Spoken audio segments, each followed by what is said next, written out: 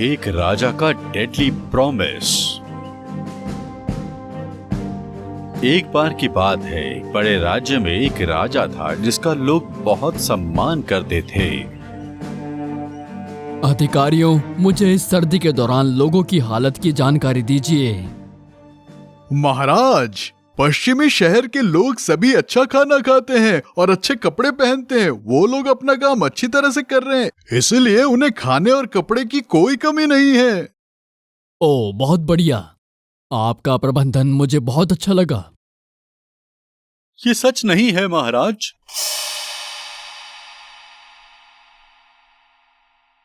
मैंने सुना है कि पश्चिमी शहर की सड़कों पर कई भिखारी हैं। ठंड और भूख के कारण कई लोगों की जान चली गई। क्या ये सच है? आप दोनों ने अलग अलग रिपोर्ट क्यों दी? तुम किस बारे में बात कर रहे हो? ये कैसे संभव है? साफ है कि तुम मेरे बारे में झूठ बोल रहे हो। मैंने अपने कानों से सुना है कि तुम्हारे पूर्व के लोगों से इतना ज्यादा टैक्स लिया जा रहा है कि कई लोग मुश्किल में हैं, कई लोग मर रहे हैं। जाहिर सी बात है, तुम मुझसे जलते हो, इसलिए तुम मेरे बारे में झूठ बोल रहे हो। महाराज, मैं आपसे झूठ बोलने की हिम्मत कैसे कर सकता हूँ? बहुत से पूर्वी लोगों की मृत्यु हो गई क्योंकि उनके पास इस कड़ाके की सर्दी के लिए गर्म कपड़े नहीं थे। लेकिन पश्चिमी शहरों की स्थिति बहुत खराब है। पश्चिमी अधिकारियों ने सही सूचना नहीं दी है। रुको, शांत हो जाओ तुम दोनों। मैं आप दोनों से एक शब्द भी नहीं सुनना चाहता हूं। जनरल, मैं चाहता हूं कि आप अपने सोल्जर्स भेजें स्थिति की जांच करने के लिए दोनों पूर्व और पश्चिम में। मुझे बताओ कि सच कौन बोल रहा है। जी महाराज, मैं तुरंत जाता हूँ। दोनों अधिकारियों का लोगों की स्थिति के बारे में अलग अलग कहना है। मुझे नहीं पता किस पे भरोसा करूं। मुझे लगता है लोगों की स्थिति का पता लगाने के लिए सेना भेजने के बजाय मुझे ये खुद देखने के लिए जाना चाहिए कि हालत आखिर कैसी है। रुको, आप सब बाहर निकलिए। लोगों के जीवन की स्थिति के बारे में मैं आपको बताऊंगा। अगर मुझे पता चला कि कोई कुछ जरूरी जानकारी छिपाने की कोशिश कर रहा है तो मैं बिना दया किए उसका सर काट दूंगा। जी महाराज। अगर मैं दौरे पे जाता हूँ तो मुझे संभल कर भेज बदलना होगा ताकि कोई मुझे पहचाने ना। अगर वो जान गए कि राजा दौरे पर जा रहा है तो वो पक्का सच्चाई को छिपाने की कोशिश करेंगे। देखते हैं, अगर इस बार मुझे पता चला कि कौन झूठ बोल रहा है तो वो कड़ी सजा से बच नहीं पाएगा।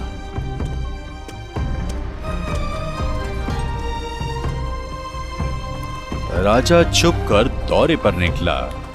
जब वो महल से निकल रहा था तो उसने देखा कि महल के आसपास के लोग बहुत खुश थे।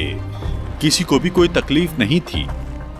लेकिन जैसे जैसे वो आगे बढ़ता गया, उसने अचानक सड़क पर बहुत सारे गरीब और भूखे लोगों को देखा।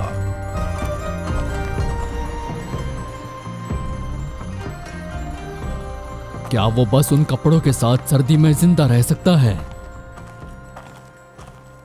सर, क्या मैं आपसे कुछ बातें पूछ सकता हूँ? ये तो बहुत बड़ा आदमी लगता है। तुम मुझसे क्या पूछना चाहते हो? सर, मैं देख सकता हूँ कि आपने बहुत हल्के कपड़े पहने हैं और आपके कपड़े फट भी गए हैं। क्या आपको ठंड नहीं लगती? बेशक मुझे ठंड लग रही है। खाने के लिए पूरा पैसा होना हमारे जैसे गरीब लोगों के लिए पहले ही बड़ी बात है। अब मैं एक अच्छे कोट का सपना कैसे देख सकता हूँ? तो ऐसे बहुत से लोग होंगे जिनके पास आपकी तरह गर्म कपड़े नहीं हैं। तुम कहाँ से हो? तुम ऐसी बातें क्यों पूछ रहे हो? तुम्हें पहले तो यहाँ कभी नहीं देखा। मैं उन कई दुखी लोगों में से एक हूँ जो गरीब हैं, बेघर है और बिना ये जाने कि कल क्या होगा दिन पे दिन जिंदा रहने की कोशिश में है। हे भगवान, तो पश्चिमी अधिकारी ने मुझसे झूठ बोला। उन्होंने ये झूठ बोलने का साहस किया कि पश्चिमी लोगों का जीवन खुशहाल है। इन हल्के कपड़ों के साथ आप इस कड़ाके की सर्दी से कैसे बच सकते हैं? मैं कैसे जिंदा नहीं रह सकता? जीवन हर चीज पर हावी रहता है यंग मैन। मैं रोज यहाँ खाना ढूंढने आता हूँ जब सूरज ढल जाता है। दिन के सबसे ठंडे वक्त में मैं सोने के लिए मंदिरों में वापस चला जाता हूँ। रात में मंदिर में मशालें जलती रहती हैं। जिंदा रहने के लिए मैंने बस वो गर्माहट उधार ले ली है। महल अक्सर लोगों की मदद करता है। क्या आपको कुछ नहीं मिला? हाँ, मिला है। कभी कभी मुझे कुछ दिनों के लिए अपने पेट को भरा रखने के लिए खाना मिलता है। अगर गर्म कपड़े हों तो मैं बाकी भटकते बच्चों को रास्ता भी दिखा सकता हूं, या उनको जो मुझ में उम्र में बड़े और कमजोर हैं, उन्हें इसकी मुझसे ज्यादा जरूरत है। आप सचमुच दयालु हैं। आपकी भी ठीक वही हालत है, फिर भी आप दूसरों के लिए सोचते हैं। आप चिंता मत कीजिए, जब मैं महल लौटूंगा तो मैं आपको एक गर्म कोट दूंगा इनाम के तौर पे, उन लोगों के लिए जो दूसरों के बारे में सोचते हैं। महल में लौटकर इनाम? शायद आपने पहले पता लगा लिया। आज मैं लोगों के जीवन का अनुभव लेने के लिए दौरे पर निकला था और भाग्य ने मुझे आपसे मिलाया। मैं आपके सोने जैसे दिल को इनाम दूंगा। तुम सचमुच राजा हो? मैं क्या सचमुच राजा से मिल रहा हूं? ये सच है। मैं आपको ये कड़ाके की ठंड सहने नहीं दूंगा और मैं बाकी दुखी लोगों की मदद करने के लिए तरकीब बनाऊंगा। मैं अपने लोगों को इस तरह गरीबी में परेशान नहीं होने दूंगा।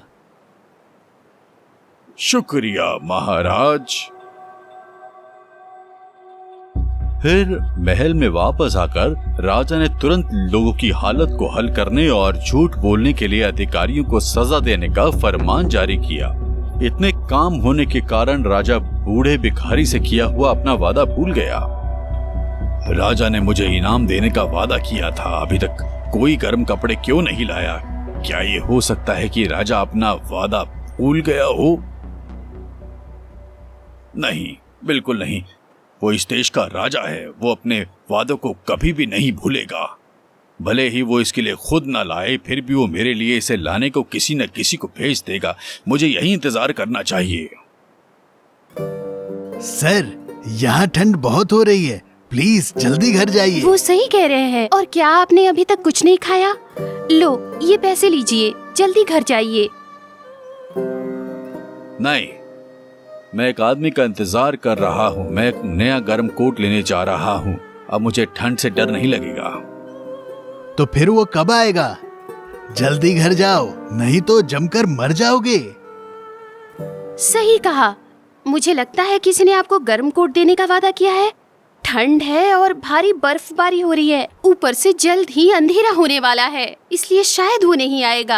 आपको अब घर जाना चाहिए। तुम लोग मेरी चिंता मत करो, जल्दी से अपने घर लौट जाओ। वो इंसान अपना वादा कभी नहीं तोड़ेगा, मैं जानता हूँ। भले ही वो खुद नहीं आ पाए, फिर भी वो मेरे लिए किसी न किसी को जरूर भेजेगा। उसके जैसा सच्चा और नेक इंसान अपना वादा कभी नहीं भूल सकता। कितना पागल इंसान है। अगर तुम यहाँ रहोगे तो तुम जमकर मर जाओगे। हाँ।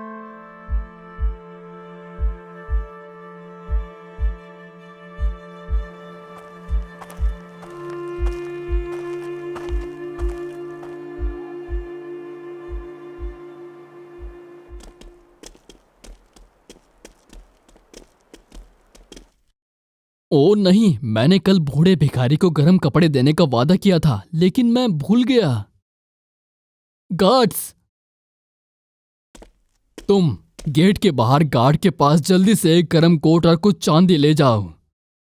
वहां एक बूढ़ा भिखारी है, उससे कहना कि मैंने इनाम दिया है। मुझे लगता है वो समझ जाएगा, क्योंकि कल मेरे पास जरूरी काम थे, इसलिए मैं देना भूल गया। आज तक ऐसा नहीं हुआ कि मैं उसे ये दे पाया हूं।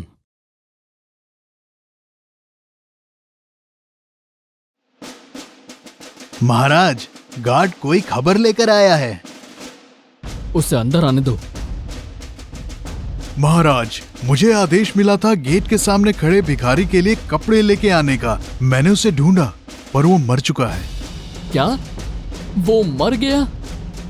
ऐसे कैसे हो सकता है? कल जब मैं उससे मिला वो बिल्कुल ठीक था। या तुम उसे कोई और समझ रहे हो? महाराज, मैं आपके बताए जगह पर गया, लेकिन मैंने वहाँ किसी को नहीं देखा।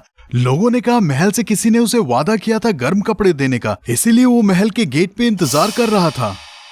फिर मैं गेट पर वापस गया। मैंने उसे हर जगह ढूंढा। ढूंढने के बाद मैंने देखा एक बूढ़ा आदमी वहीं जमीन पर पड़ा हुआ था। मैंने उसे वहां चेक किया और मुझे एहसास हुआ कि वो सांस नहीं ले रहा था। मुझे लगता है वो बूढ़ा आदमी कल रात जमकर मर गया होगा। उसने सिर्फ एक ही शर्ट पहनी थी। इससे लगता है कि वो ठंड से ही जमकर मरा है। जाने से पहले मैंने उसके पास एक लेटर देखा। मैं उसे यहाँ ले आया।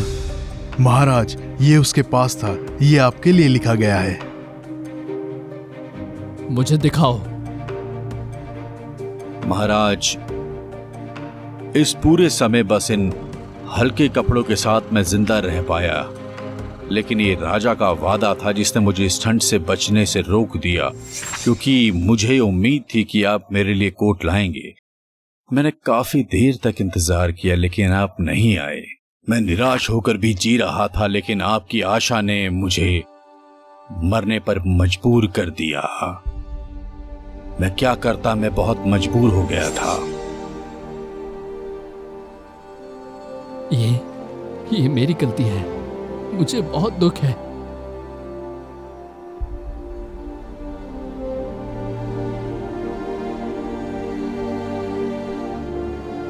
मेरा आदेश भेजो। बूढ़े आदमी का ठीक से अंतिम संस्कार करो। जी महाराज। जीवन में कभी भी आपको बस दूसरों की बातों पर निर्भर नहीं रहना चाहिए, क्योंकि इससे आपको हमेशा निराशा ही मिलेगी।